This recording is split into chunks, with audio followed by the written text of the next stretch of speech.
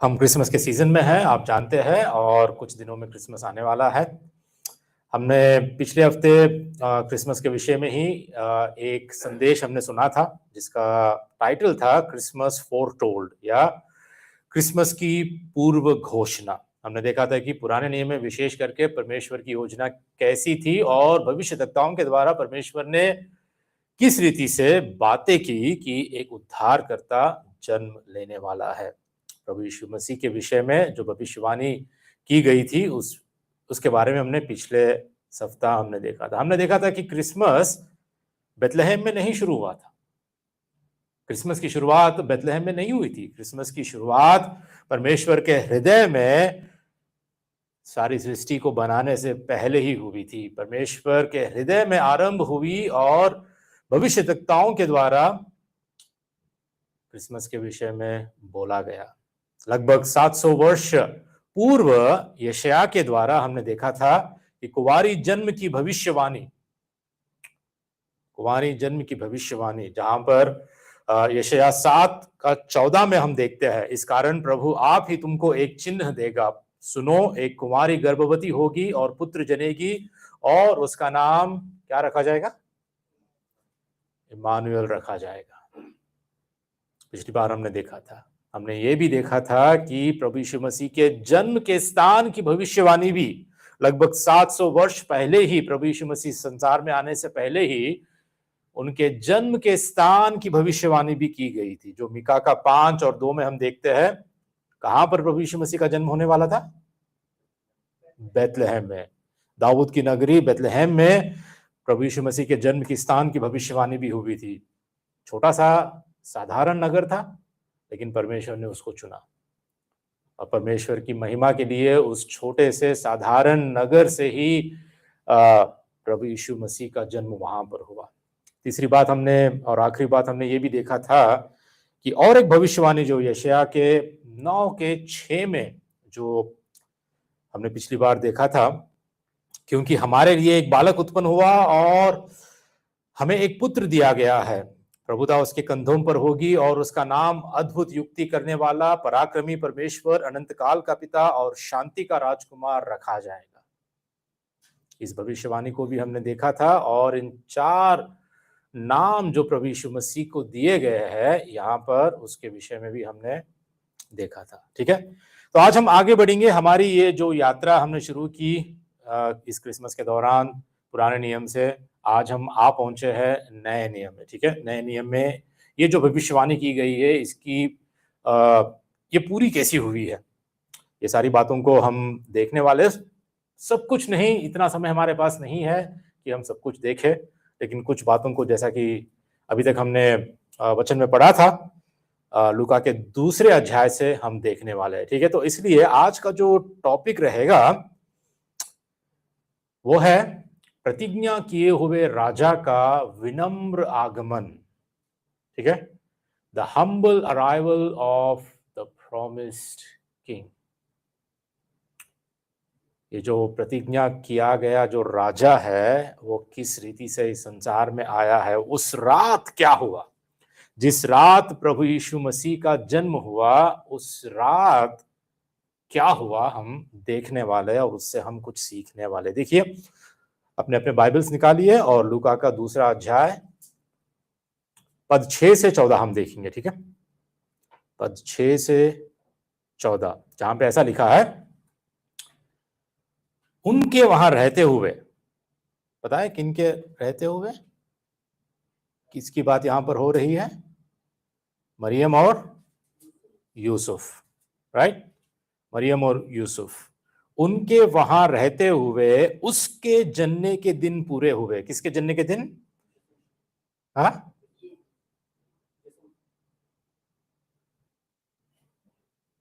किसने जना? यीशु मसीह को किसने जना? मरियम। हाँ, ठीक है, उसके जन्ने के दिन पूरे हुए और वह अपना पहलौटा पुत्र जनी और उसे कपड़े में लपेट कर चरनी में रखा, क्योंकि उनके लिए सराय में जगह ना थी। और उस देश में कितने गडरिये थे जो रात को मैदानों में रहकर अपने झुंड का पहरा देते थे। और परमेश्वर का एक दूत उनके पास आ खड़ा हुआ और प्रभु का तेज उनके चारों ओर चमका और वे बहुत डर गए। तब स्वर्गदूत ने उनसे कहा, मत डरो, क्योंकि देखो मैं तुम्हें बड़े आनंद का सुसमाचार सुनाता हूं जो सब लोगों के लिए होगा कि आज दाऊद के नगर में तुम्हारे लिए एक उद्धारकर्ता जन्मा है और वही मसीह प्रभु है। और इसका तुम्हारे लिए यह चिन्ह है कि तुम एक बालक को कपड़े में लिपटा हुआ और चरनी में पड़ा पाओगे। तब एकाएक उस स्वर्गदूत के साथ स्वर्गदूतों का दल परमेश्वर की स्तुति करते हुए और यह कहते हुए दिखाई दिया, आकाश में परमेश्वर की महिमा और पृथ्वी पर उन मनुष्यों में जिनसे वह प्रसन्न है शांति हो। तो यहां पर क्या हो रहा है आपको समझ में आया होगा इन वचनों के द्वारा। यूसुफ और मरियम बेथलेहम जाते हैं क्योंकि यूसुफ वहां से उस जगह से आता है और उस जगह से बिलोंग करता है, इसलिए वहां पर राजा की आज्ञा के अनुसार नाम लिखाने के लिए जब गिनती हो रही थी तो नाम लिखाने के लिए परमेश्वर की संप्रभु इच्छा में ये लोग वहां पर जाते हैं और वहां पर ये बातों को हम देखते हैं लूका के इस दूसरे अध्याय में। तो जब यूसुफ और मरियम बेथलेहम पहुंचे, वचन कहता है कि उनके लिए कोई जगह नहीं थी, है ना, सराय में कोई जगह नहीं थी। देखिए आप 7वें पद को जब हम पढ़ते थे तो हमने देखा है, और वह अपना पहलौठा पुत्र जनी और उसे कपड़ों में लपेट कर चरनी में रखा, क्योंकि उनके लिए सराय में जगह ना थी, क्योंकि हर जगह लोग ही लोग थे, हर जगह लोग इतने भरे हुए थे कि कोई गेस्ट हाउस या कोई होटल या कोई ऐसी रहने की जगह उनके लिए उपलब्ध नहीं थी। कोई एडवांस बुकिंग नहीं कर पाते, है ना। आजकल तो हम ऑनलाइन एडवांस बुकिंग कर लेते हैं, जहाँ पे भी हम जाते हैं उससे पहले ही हम होटल वगैरह बुकिंग करके जाते हैं, है ना। हम अपने रहने की सुविधा को हम देख लेते हैं, लेकिन उस वक्त कुछ ऐसा नहीं था। आपको जाना है, जाकर आपको देखना है, अगर उपलब्ध है, अवेलेबल है तो आप रह सकते हो। तो इस तरह जब यूसुफ और मरियम बेथलेहम गए तो उनके लिए सराय में कोई जगह नहीं थी। ये बात मैं क्यों जोर देकर यहाँ पे कह रहा हूँ, क्योंकि देखिए प्रभु यीशु मसीह के जन्म के लिए, खुद प्रभु यीशु मसीह के लिए कोई जगह नहीं थी, वहां पर कोई जगह नहीं थी। और यही बात हम आज सोचते हैं, प्रभु यीशु मसीह के लिए क्या जगह हमारे जीवन में है? उस दिन उस वक्त प्रभु यीशु मसीह के लिए, प्रभु यीशु मसीह जन्म लेने के लिए सराय में जगह नहीं थी, लेकिन आज क्या है? आज हमारे जीवन में क्या प्रभु यीशु मसीह के लिए जगह है? हमारे दिलों में, हमारे मनों में प्रभु यीशु मसीह के लिए जगह है? क्रिसमस के इस सीजन में हम बहुत बिजी हो जाते हैं ना, बहुत व्यस्त हो जाते हैं, इतने व्यस्त हो जाते हैं कि जिसका जन्मदिन है उसी को भूल जाते हैं, लेकिन सब कुछ हम कर लेते हैं, है ना। हम शॉपिंग कर लेते हैं, हम डेकोरेशन कर लेते हैं, हम क्रिसमस ट्री लगा लेते हैं, हम खाते पीते सब कुछ बनाते हैं, हम सेलिब्रेट करते हैं, जश्न मनाते हैं, लेकिन हम प्रभु यीशु मसीह को ही भूल जाते हैं। बड़ी अजीब बात है और बड़े दुख की बात है कि सारा संसार बस इस जश्न मनाने के लिए ही खाना पीना, मौज मस्ती करना और मेरी क्रिसमस कहना, इसी के बीच प्रभु यीशु मसीह को हम भूल जाते हैं। जिसका जन्मदिन है उसी को हम भूलकर सब कुछ कर लेते हैं। सैंटा क्लॉज को भी हम ला लेते हैं बीच में, है ना, वो भी एक डिस्ट्रैक्शन हमारे लिए। लेकिन सोच के देखिए, क्रिसमस के कैरल्स गाना बहुत आसान है, लेकिन क्या प्रभु यीशु मसीह के लिए हमारे मनों में, हमारे जीवन में वो जगह बनाए रखना, जो जगह उसको हमें देना चाहिए, क्या वो जगह आज हमारे जीवन में है?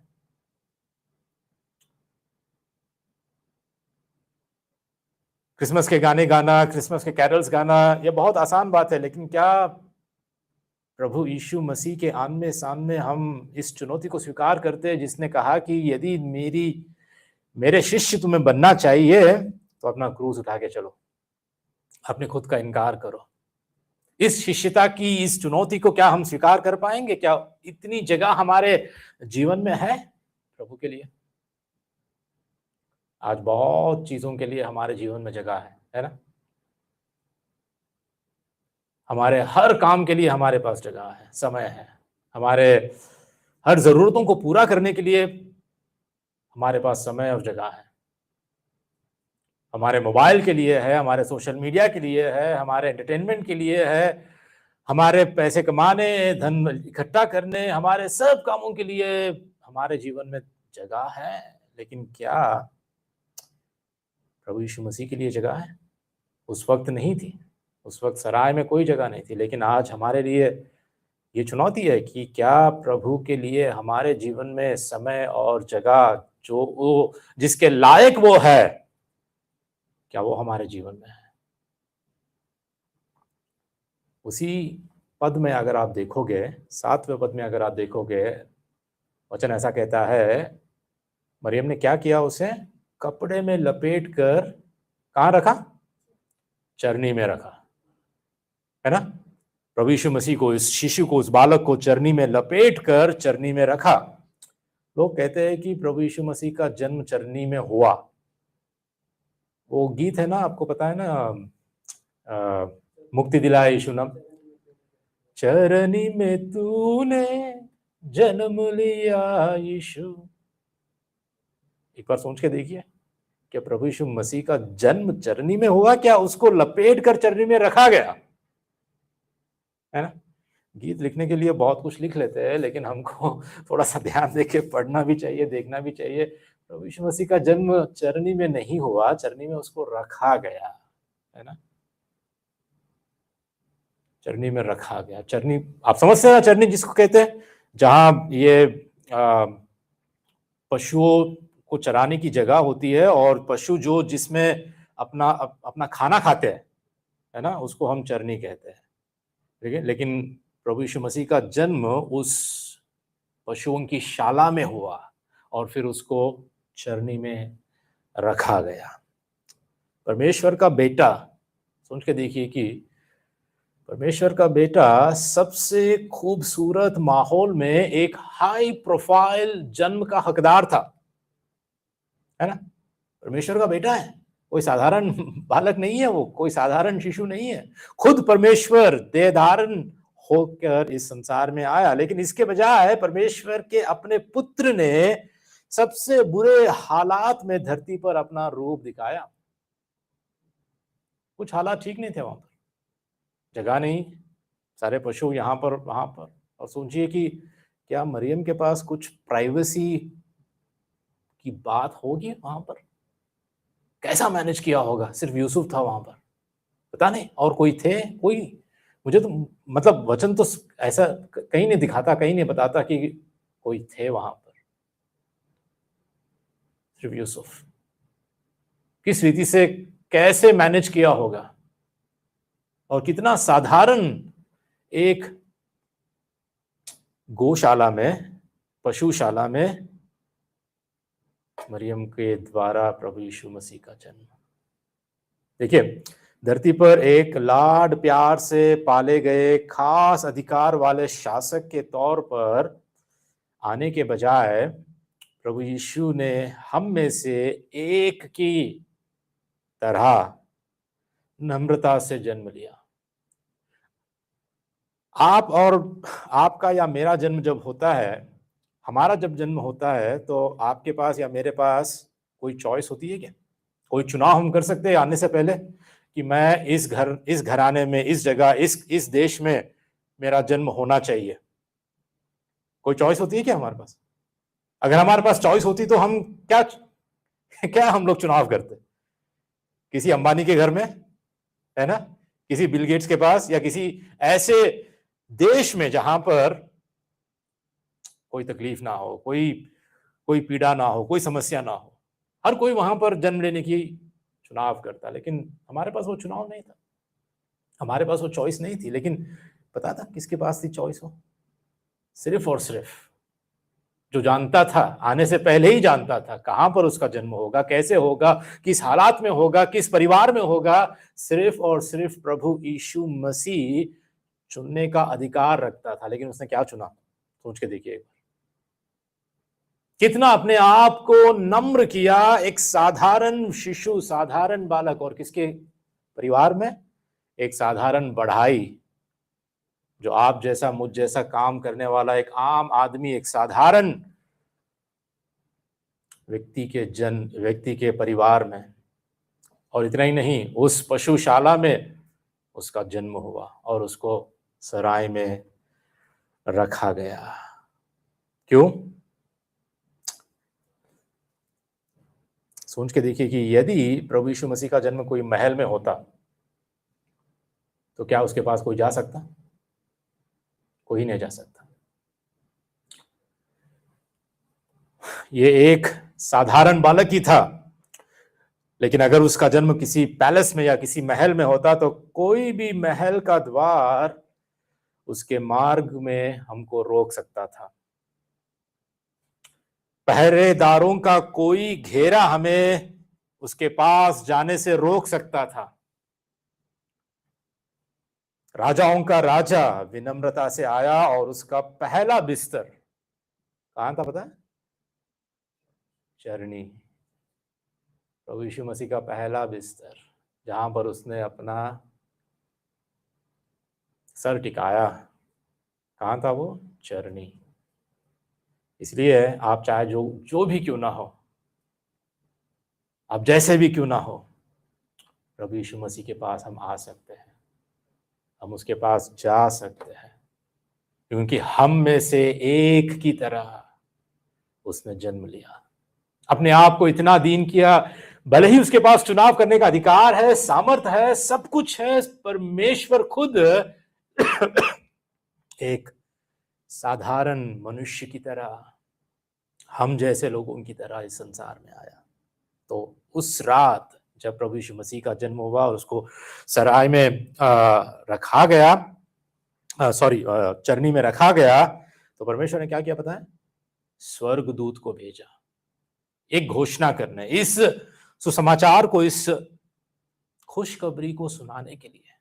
देखिए वचन देखिए आप 8वें पद में क्या लिखा है? और उस देश में कितने गडरिये थे जो रात को मैदानों में रहकर अपने झुंड का पहरा देते थे।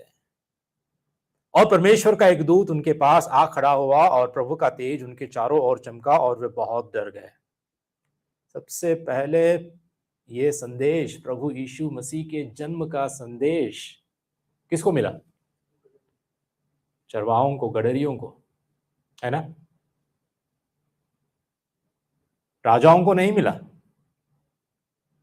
फरीसी सदुकियों को नहीं मिला, ये धर्मी जो नायक है उन लोगों को नहीं मिला,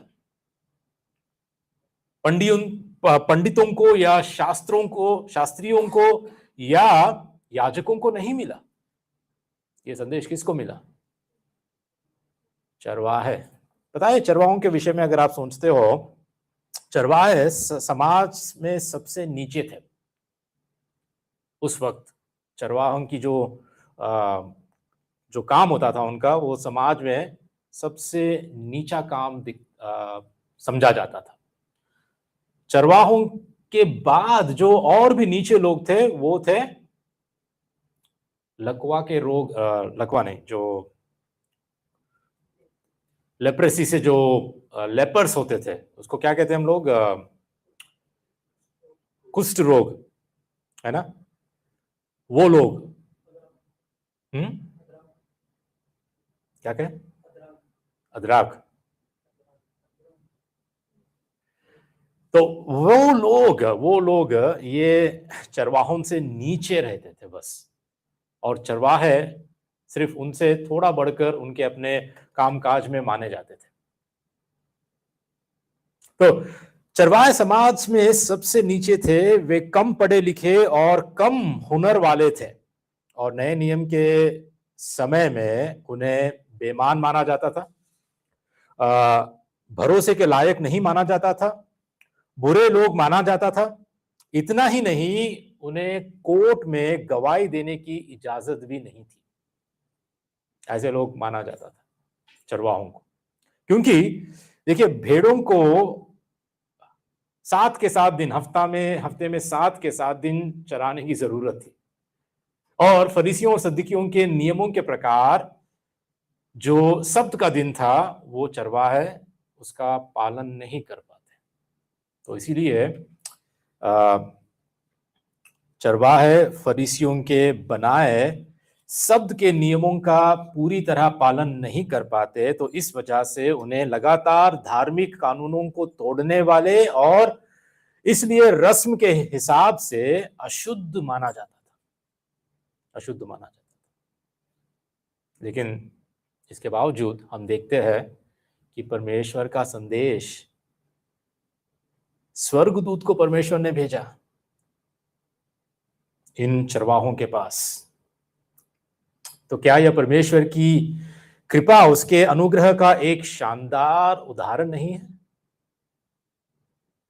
कि जो अशुद्ध लोग, जो जिनको अशुद्ध माना जाता है, जिनको कोई समाज में इज्जत नहीं, बेईमान माना जाता है, जिन पर भरोसा नहीं किया जाता है, ऐसे लोगों पर परमेश्वर ने अपने अनुग्रह की दृष्टि लगाई और सबसे पहला सुसमाचार, सबसे पहले इस बड़े आनंद का सुसमाचार की इस घोषणा को परमेश्वर ने स्वर्गदूत के द्वारा इन गडरियों के पास, इन चरवाहों के पास भेजा। ये उसकी अनुग्रह उन लोगों पर बरसी जो उसके अनुग्रह के लायक नहीं थे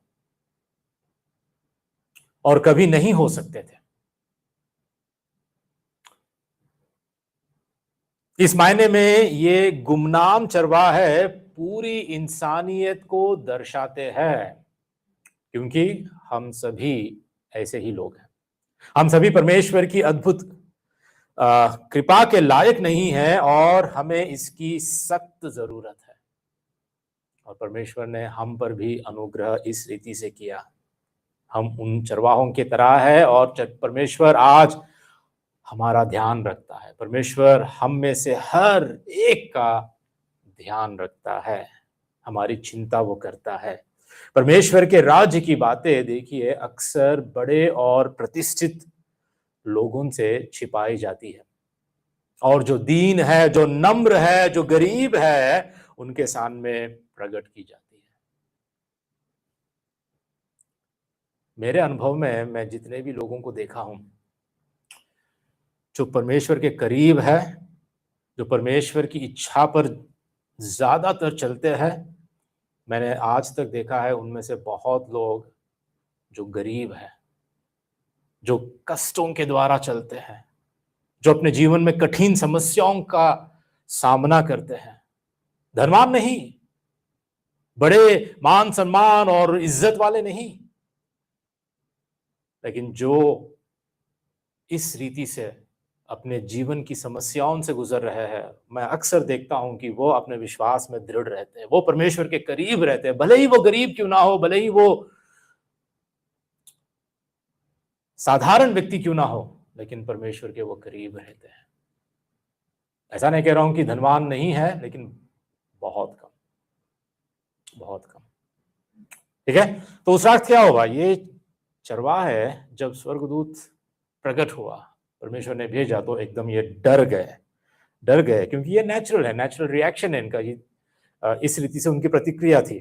और स्वर्गदूत ने क्या कहा, देखिए वहां पर 10वें पद में, तब स्वर्गदूत ने उनसे कहा, मत डरो, क्योंकि देखो मैं तुम्हें बड़े आनंद का सुसमाचार सुनाता हूं जो सब लोगों के लिए होगा। आमीन। कौन सा सुसमाचार है ये? बड़े आनंद का सुसमाचार। पता नहीं, इसलिए हो सकता है कि लोग क्रिसमस को बड़ा दिन कहते हैं, है ना, क्योंकि ये बड़े आनंद का सुसमाचार का दिन है जो स्वर्गदूत ने सुनाया है। बड़े आनंद का सुसमाचार मतलब क्या? ये आनंद जिसको हम इंग्लिश में कहते हैं जॉय, ठीक है, ये कोई साधारण बात नहीं है। ये आनंद, जब भी बाइबल आनंद के विषय में बात करती है तो ये आज है कल चला गया, ऐसे आनंद के विषय में बाइबल बात नहीं करती है। हमको होती है ना, खुशी होती है, हम हंसते हैं, हम खुशी मनाते हैं। कब कब पता है? जब जेब में पैसा होता है ना, या हमारी इंक्रीमेंट, हमारी नौकरी में हमको बोनस मिलता है, या हमारे सैलरी में हमको इंक्रीमेंट हो जाती है, या घर पे कोई बच्चा आ जाता है, या कोई बीमारी चली जाती है, या प्रभु हमको चंगाई दे देता है, या हमारी नौकरी लग जाती है, हमारा वीजा लग जाता है, हमारा परमिट लग जाता है, हमारा आईपी निकल जाता है, तो बड़ी खुशी होती है ना। या हम वापस अपने घर जा रहे हैं, इंडिया जा रहे हैं, तभी भी खुशी होती है। या हम कहीं और दूसरी जगह घूमने फिरने जाते हैं तभी खुशी होती है। ये सिर्फ खुशी है, ये आनंद नहीं है। बाइबल के अनुसार जो आनंद बाइबल हमको सिखाती है, वो आनंद परमेश्वर की भेंट है, और वो आनंद उन्हीं को मिलता है जो उस पर विश्वास करते हैं। और ये आनंद हालात के ऊपर डिपेंड नहीं करता, हालात के ऊपर निर्भर नहीं करता। ये आनंद हालात जैसे भी क्यों ना हो, जेब में पैसा हो या ना हो, बैंक बैलेंस हो या ना हो, हमारे शरीर में तंदुरुस्ती हो या ना हो, ये आनंद वो आनंद है जो सुसमाचार के द्वारा परमेश्वर की भेंट हमको दी गई है, जो हमेशा हमारे अंदर होता है वो आनंद। क्योंकि ये परमेश्वर के द्वारा दिया गया आनंद है, ये मनुष्यों के द्वारा नहीं, परिस्थितियों के द्वारा आया नहीं है। ये परमेश्वर विश्वासियों के लिए ये परमेश्वर का वरदान है। और फिर वचन कहता है, पद कहता है, तब स्वर्गदूत ने उससे कहा, मत डरो, क्योंकि देखो मैं तुम्हें बड़े आनंद का सुसमाचार सुनाता हूं, जो सब लोगों के लिए होगा। सब लोगों के लिए सुसमाचार, सब लोगों के लिए है। सुसमाचार की घोषणा सब लोगों के लिए है। यह खुशखबरी सब लोगों के लिए है। जब सब लोगों के लिए ऐसा वचन कहता है, तो स्वर्गदूत ने जो खुशखबरी सुनाई वह सभी लोगों के लिए है। लोग, यहां पर जो लिखा गया ये पद है ना, ये इसका मतलब सबसे पहले इजराइल से है, क्योंकि पता है उद्धार यहूदियों से है, प्रभु का वचन कहता है। लेकिन उद्धार की प्रतिज्ञा केवल यहूदियों के लिए नहीं थी, अन्य जातियों के लिए भी थी। सारे संसार के लोगों में से परमेश्वर के चुने हुए लोगों के लिए यह उद्धार की घोषणा थी। लेकिन सुसमाचार सभी के लिए, सुसमाचार की घोषणा सभी के लिए। लेकिन जो विश्वास करता है वही उद्धार पाता है। जो प्रभु यीशु मसीह की ओर मुड़ता है, अपने पापों से मन फिराता है, प्रभु यीशु मसीह के जन्म, जीवन, मृत्यु और पुनरुत्थान पर जो विश्वास करता है, केवल उसी के लिए उद्धार है। बल्कि सुसमाचार सभी के लिए है, सभी के लिए है। तो ये क्या है, कौन सा सुसमाचार है? ये स्वर्गदूत ने क्या कहा? बड़े आनंद का सुसमाचार क्या है ये? 11 पद में हम सीखते हैं कि आज दाऊद के नगर में तुम्हारे लिए एक उद्धारकर्ता जन्मा है, और वही मसीह प्रभु है। क्या ये सुसमाचार? दाऊद के नगर में, कहां पर? बेथलेहम में तुम्हारे लिए कौन जन्मा है? एक उद्धारकर्ता जन्मा है। और वो कौन है? वही मसीह प्रभु है। 3 बातें यहां पे, उद्धारकर्ता, मसीह और प्रभु। देख रहे हैं आप? हमको ध्यान से पढ़ना चाहिए, ठीक है। उद्धारकर्ता क्या मतलब है? यहां पर जो नाम दिया गया है प्रभु यीशु मसीह को, उद्धारकर्ता, मतलब हमारे पापों से बचाने वाला, हमारे पापों से और पाप के परिणाम से हमें बचाने वाला उद्धारकर्ता। दूसरी बात, मसीह, वहां पर लिखा गया है वही मसीह है। मसीह मतलब जो लंबे समय से जिसका इंतजार किया जा रहा था, एक मसीहा आएगा, उस मसीहा, the one, the chosen one, उसके बारे में यहां पर घोषणा हुई है। और तीसरी बात, प्रभु, लॉर्ड, कि वही प्रभु है, मतलब उसकी ईश्वरत्व को यहां पर दिखाया जा रहा है, ईश्वरीय अधिकार का पहचान को हमको दिया जा रहा है। मतलब स्वर्गदूत जो बोल रहे हैं कि वही मसीह प्रभु है, मतलब हमसे भी ऊंचा है वो, हमसे भी बड़ा है वो, हमारा परमेश्वर है वो, स्वर्गदूतों के ऊपर है वो। परमेश्वर इंसान बनकर इस संसार में आया है। लेकिन जब ये सुसमाचार, ये बड़े आनंद का सुसमाचार जब इन चरवाहों को सुनाया गया, तो उस बालक को, उस शिशु को ये लोग कैसे पहचाने, इसका चिन्ह भी स्वर्गदूत ने दिया था। 12 पद में हम पढ़ते हैं, और इसका तुम्हारे लिए यह चिन्ह है कि तुम एक बालक को कपड़े में लिपटा हुआ और चरनी में पड़ा पाओगे। सोचिए एक बार कि उस रात हो सकता है कि कई शिशुओं का जन्म हुआ हो बेथलेहम में। अब ये चिन्ह जो दिया गया है इन चरवाहों को, कितना साधारण चिन्ह है ये। कई शिशुओं का जन्म हुआ है, लेकिन उनमें से केवल एक ही शिशु, ठीक है, एक ही शिशु, एक ही बच्चा चरनी में पाओगे, तुम चरनी में पाओगे। कई सारे शिशुओं को कपड़े में लपेटते हैं, है ना, जब बच्चों का जन्म होता है। हमारे पास भी, हमारी संस्कृति में भी, ताकि बच्चे जैसे ही माँ के गर्भ से निकलते हैं, वो कपड़ों में जब उनको लपेटते हैं तो वो सुरक्षित महसूस करते हैं, वो हिलते झूलते नहीं है, और वो उनको अभी भी महसूस यही होते रहता है कि हाँ, मैं अपनी माँ के गर्भ में ही हूं मैं। और इतना ही नहीं, चिन्ह ये था कि सिर्फ कपड़ों में लिपटा हुआ नहीं है। कई सारे शिशु कपड़ों में लिपटे हुए हो सकते हैं, है ना, बेथलेहम में, लेकिन ये एक शिशु था, एक ही उद्धार करता, एक ही मसीह, एक ही प्रभु था जो चरनी में पाया जाएगा, चरनी में पाया जाएगा। ठीक है, सोच के देखिए कि प्रभु ने कुछ ऐसे चिन्ह नहीं दिए जो बड़े चमत्कारी हो। क्या प्रभु ने, परमेश्वर ने, या उस स्वर्गदूत ने ऐसा कहा कि तुमको ऐसा चिन्ह मिलेगा कि उस शिशु के चारों ओर, उसके सिर के चारों ओर ना एक प्रकाश ऐसे घूमते रहेगा, महिमा घूमते रहेगी, हाँ? या उसको छूते ही ऐसा चमत्कार हो जाएगा कि तुम्हारे सारी बीमारियां चली जाएगी, या उसके चारों ओर स्वर्गदूतों का पहरा रहेगा। क्या कुछ ऐसा ऐसा चमत्कार, ऐसा बड़ा कुछ ड्रामेटिक, ऐसा कुछ चमत्कार की घोषणा की क्या वहां पर? ऐसा ऐसा चिन्ह मिला क्या उनको? नहीं, साधारण चिन्ह, एक साधारण चिन्ह, ऐसा इतना छोटा सा साधारण चिन्ह परमेश्वर परमेश्वर के लिए, परमेश्वर के पुत्र के लिए, कि शिशु कपड़ों में लिपटा हुआ और तुम चरनी में पाओगे। देखिए, परमेश्वर जिस रीति से काम करता है ना, चमत्कारों की जरूरत नहीं है परमेश्वर को।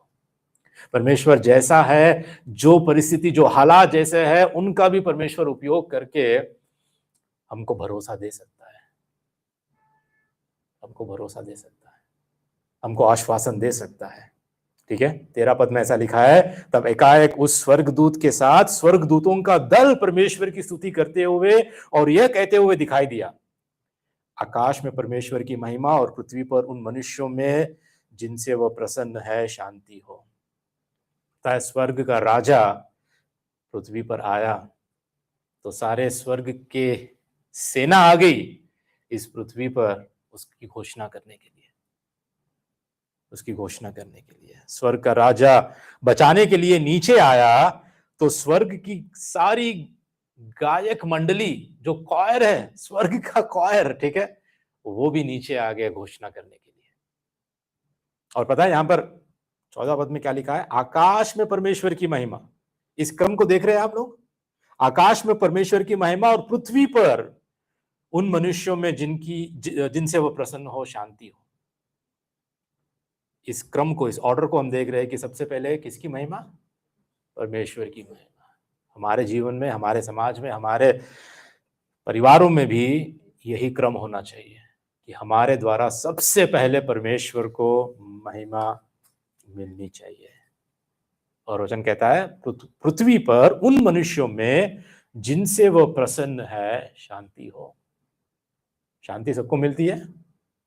नहीं, यहां पर साफ साफ वचन कहता है जिनसे परमेश्वर प्रसन्न होता है शांति उन्हीं को मिलती है। और परमेश्वर की शांति केवल उन लोगों को मिलती है जो विश्वास करते हैं, जो उस पर भरोसा करते हैं, क्योंकि केवल वही उसे प्रसन्न कर सकते हैं। इब्रानियों का 11:6 हम देखते हैं, और विश्वास बिना उसे प्रसन्न करना अनहोना है, क्योंकि परमेश्वर के पास आने वाले को विश्वास करना चाहिए कि वह है और अपने खोजने वाले को प्रतिफल देता है।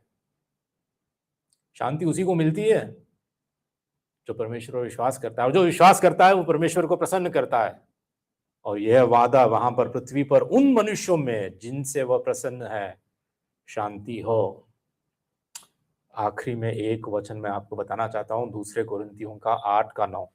एक बार देखिए, दूसरे कुरिन्थियों का 8 का 9 जब हम देखते हैं, वहां पर ऐसा लिखा है, तुम हमारे प्रभु यीशु मसीह का अनुग्रह जानते हो कि वह धनी होकर भी तुम्हारे लिए कंगाल बन गया, ताकि उसके कंगाल हो जाने से तुम धनी हो जाओ।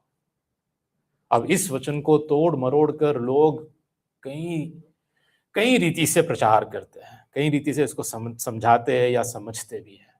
लेकिन पता है, यहां पर प्रभु यीशु मसीह का अनुग्रह, पौलुस कहता है, तुम जानते हो कि वह धनी होकर भी तुम्हारे लिए कंगाल बन गया।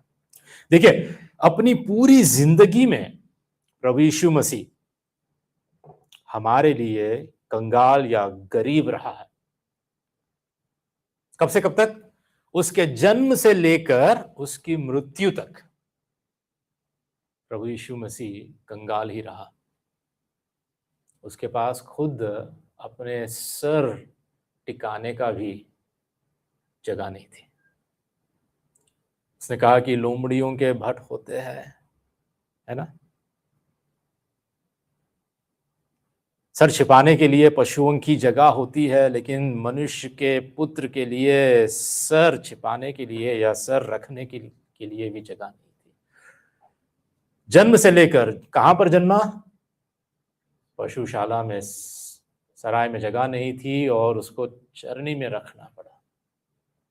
जन्म से लेकर एक साधारण बढ़ाई का काम करते हुए, एक साधारण व्यक्ति की तरह जीते हुए, कभी वो धनी नहीं था, कभी ऐश और आराम में जीवन उसने नहीं जिया। बस एक साधारण आम आदमी की तरह गरीब ही रहा। मरते वक्त तक सूली पर जब लटका तो आंख पर सिर्फ शर्म छुपाने की उतनी छोटे से कपड़े उसके पास बच गए थे, बस उतना ही, और कुछ नहीं। सोच के देखिए। और वह कंगाल हुआ, गरीब हुआ, क्यों? वचन कहता है कि ताकि उसके कंगाल हो जाने से तुम धनी हो जाओ। ये पैसों की धनी होने की बात नहीं है यहां पर, ठीक है? प्रभु के प्रति, परमेश्वर के प्रति आत्मिक रूप से हम धनी बन जाए। जिस पाप में हम मर रहे थे, जिस पाप में हम जी रहे थे, उससे छुटकारा पाकर हम प्रभु के संतान हो जाए, परमेश्वर की संतान हो जाए। और परमेश्वर की संतान जो है वो सबसे धनी इंसान होता है, चाहे उसके पास इस संसार में कुछ हो ना हो। इसलिए पता है, हमें गरीब या कंगाल को उनकी गरीबी की वजह से नीचा दिखाने से हमें सावधान रहना चाहिए हमेशा। उनकी हालात ऐसी है जिसे परमेश्वर के बेटे ने अपनी इच्छा से ही अपने ऊपर इस गरीबी को लिया और उसका सम्मान परमेश्वर ने किया। परमेश्वर किसी का पक्ष नहीं करता, ये बात हमको याद रखनी चाहिए। पता है, वह इंसानों के दिल को देखता है, उनकी कमाई को नहीं। परमेश्वर उनकी कमाई को नहीं देखता है। इसलिए हमें, चाहे वो गरीब हो अमीर हो, भेदभाव नहीं करनी चाहिए हमको। अगर परमेश्वर हमें गरीबी का बोझ उठाने के लिए हमारे जीवन में यही सही समझे, तो उसको हमें स्वीकार करना चाहिए। तो हमें कभी उसके प्रति हमें शर्मिंदा होना नहीं चाहिए। अगर परमेश्वर जिस हालात में आपको रखा है, मैं ये नहीं कह रहा हूं कि आपको मेहनत नहीं करनी चाहिए, मैं ये नहीं कह रहा हूं कि आपको पैसा नहीं कमाना चाहिए, मैं ये नहीं कह रहा हूं कि आपको अपने भविष्य के लिए कुछ निवेश नहीं करना चाहिए। लेकिन यदि परमेश्वर की इच्छा में परमेश्वर जैसा हमको रखा है, चाहे वो संसार की रीति से गरीबी भी क्यों ना हो, और प्रभु यीशु मसीह के खुद के जीवन की तुलना से अगर हम अपने आप को जांचते हैं, यदि हमारे पास आज जीने के लिए, खाने के लिए,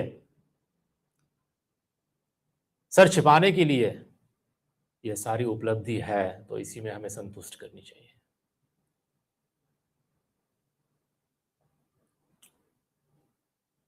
ठीक है, मैं ये नहीं कह रहा हूं कि हमको मेहनत करके अपने अपने परिवार को हमें संभालना नहीं चाहिए।